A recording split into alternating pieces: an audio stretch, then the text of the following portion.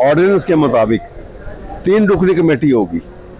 अब 3 रुकनी कमेटी में एक चीफ जस्टिस हैं, एक सीनियर प्यूनी जज मसूर अली शाह हैं और तीसरे उन्होंने नोटिफाई कर दिया उनको अमीनुद्दीन खान साहब को। लेकिन मसूर अली शाह ने रिफ्यूज़ कर दिया। उन्होंने कहा कि क्योंकि ये विदाउट एनी रीज़न आपने मुनीब साहब को इसमें से अलग किया है और इसके लिए तो फुल कोर्ट बैठे और उसका डिसाइड करे इशू को, ऐसा नहीं हो सकता और एहतजाजन मैं इस कमेटी में शामिल नहीं होता। अब वो शामिल नहीं है तो 2 रुकनी कमेटी जो है ये फिर उस ऑर्डिनेंस के डिफाइंस के अंदर आ जाती है, ये तो उसके मुताबिक नहीं बनती।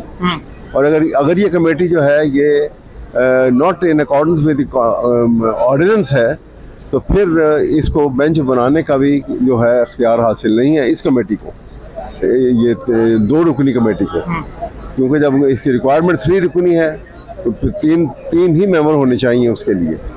तो इस वजह से ये सबसे बड़ा इतराज़ है। और दूसरी बड़ी बात ये आ जाएगी सामने कि जस्टिस मुनीब अख्तर साहब जो हैं वो ऑथर जज हैं। अब ऑथर जज के मुतालिक सुप्रीम कोर्ट के रूल तो ये कहते हैं कि अगर वो अवेलेबल ना हो या वो खुदा ना खास्ता है नहीं है तो उस सूरत में ये होगा कि किसी और जज को फिर उनकी जगह बिठा दिया जाएगा। लेकिन यहाँ पे दोनों कंडीशन जो है ऐसी नहीं है।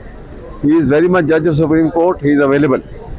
उनका एक लीगल एतराज़ है जो कॉन्स्टिट्यूशन बेंच के मुतालिक और कमेटी के मुतालिक कि जो स्पिरिट ऑफ द ऑर्डिनेंस है उसके मुताबिक कमेटी नहीं बनी है, लिहाजा वो उसको कमेटी नहीं मानते हैं और नहीं मानते हो तो ये बेंच भी गलत